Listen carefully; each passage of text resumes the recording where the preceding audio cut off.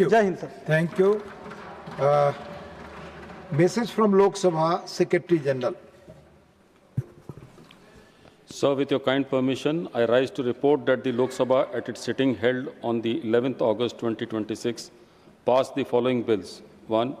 The Kerala Alteration of Name Bill 2026 and 2. The National Cooperative Development Corporation Amendment Bill 2026. I lay a copy of the said bills on the table. माननीय श्री संजय सिंह।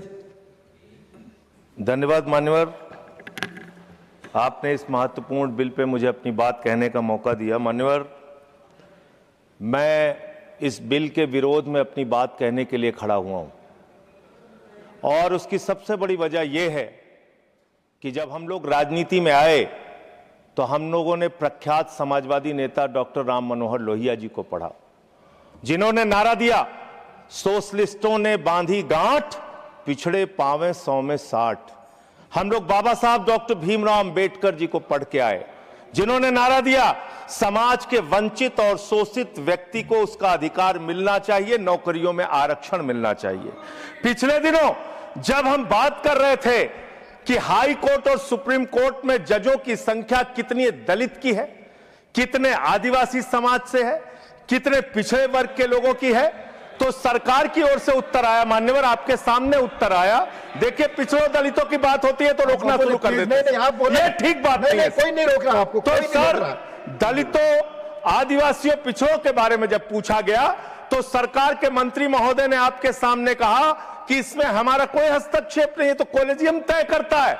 लेकिन आज जब यह bill मैं पढ़ रहा था, इस बिल के अंदर जिसमें आपने पूर्व जजेस को अधिकार दिया है, जिसमें आपने पूर्व टेक्निकल पर्संस को अधिकार दिया है, जिसमें आप तमाम 16-17 ट्रिब्यूनल्स बनाने के लिए जा रहे हैं, उसमें कितने आरक्षण आपने दलित वर्ग के लोगों को दिया, आदिवासी को दिया, पिछड़े को दिया, ये आपके माध्यम से मैं सरकार से पूछना चाहता हूं। मान्यवर, एनसीएलटी जो सबसे बड़े विवादों में घिरा हुआ है, उसका अधिकार आप अपने पास रखना चाहते हैं।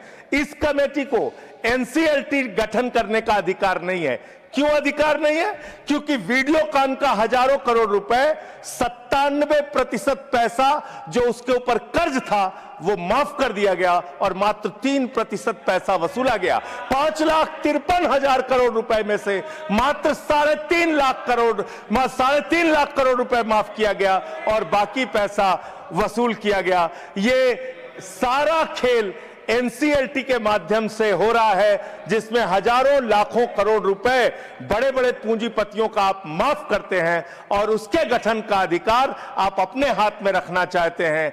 मान्यवर, मैं आपके माध्यम से ये बताना चाहता हूं सरकार को, मैं सूची पढ़ रहा था। मान्यवर, सुप्रीम कोर्ट के अब तक के जितने जजेज हुए, उनमें से 10.5 करोड़ की आबादी वाले आदिवासी समाज के मात्र एक जज सुप्रीम कोर्ट में हुए। मान्यवर, एक जज हुए। और आप जब ये ट्रिब्यूनल्स बनाने जा रहे हैं बड़े बड़े पदों पे, आप जानते हैं आप क्या करने जा रहे हैं, आपको पता है, आपको मालूम है। देखिए, जब भी पिछड़े दलितों की बात होगी चेहरे पे लगेंगे। आप लोग वो लोग हैं, नहीं बोल रहा, आप वो लोग हैं जिन्होंने मंदिर के उद्घाटन में मानव, मैं अपनी बात तो पूरी कर लूं। ये तो सब्जेक्ट पर ही बोल, ये तो फैक्ट है ना सर, ये तो एक फैक्ट है कि आज तक सुप्रीम कोर्ट में सिर्फ एक जज आदिवासी समाज से हुए हैं। इस जज को आप नकार कैसे सकते, इस फैक्ट को आप नकार कैसे सकते हैं? खत्म करो सर, 30 सेकंड और, थैंक यू सर, 30 सेकंड और, बोलिए 30 सेकंड। मान्यवर, मैं आपके माध्यम से सिर्फ इतना सरकार से कहना चाहता हूं, जब आप ये ट्रिब्यूनल्स का गठन करने के लिए जा रहे हैं, इसमें एक महत्वपूर्ण संशोधन आप कीजिए। सारे के सारे ट्रिब्यूनल्स में दलितों, पिछड़ों और आदिवासियों को आरक्षण दीजिए।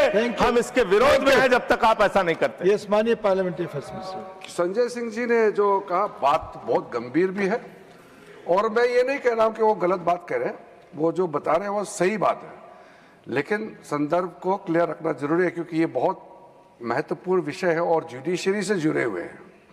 ये बात सही है कि आज़ादी से लेकर के अभी तक एक ही शेड्यूल ट्राइबल जज पहुंचे सुप्रीम कोर्ट, वो भी रिटायर हो गए कई साल पहले, एक ही हुए, वो भी सही बात है। लेकिन नाम तो जब से कॉलेजियम बना है, जज किसको बनाना है नाम कॉलेजियम ही तय करता है, सरकार तय नहीं करते हैं, नंबर 1। और जब सरकार अपॉइंट करते थे 1992 से पहले, जब गवर्नमेंट अपने से नाम लेकर के अपने से अपॉइंट करते थे, उस समय तो कांग्रेस का ही सरकार था, तब किसी भी आदिवासी को जज नहीं बनाया। और मैं तो खुशकिस्मत से आज यहाँ खड़ा हूँ, आदरणीय प्रधानमंत्री जी का आशीर्वाद, पहला ट्राइबल मिनिस्टर जो मैं लॉ मिनिस्टर बना इस देश का, पहला आदिवासी, और बाबा साहब अंबेडकर के बाद पहला बौद्ध भी हूं जो इस देश का कानून मंत्री बना है। तो नरेंद्र मोदी जी ने ट्राइबल के लिए इतना बड़ा काम किया, ये सिर्फ सांकेतिक नहीं है, सोच के साथ काम किया है। इनका बात को मैं समर्थन करता हूं, लेकिन क्लैरिफिकेशन जरूरी था, नहीं तो कहीं ये मैसेज ना आ जाए कि सरकार आदिवासियों को सुप्रीम कोर्ट में क्यों नहीं ला रहे हैं, ये मैसेज गलती ना आ जाए, इसलिए मैं स्पष्टीकरण देने के लिए खड़ा हुआ हूं। Thank you. श्रीमान राम जी।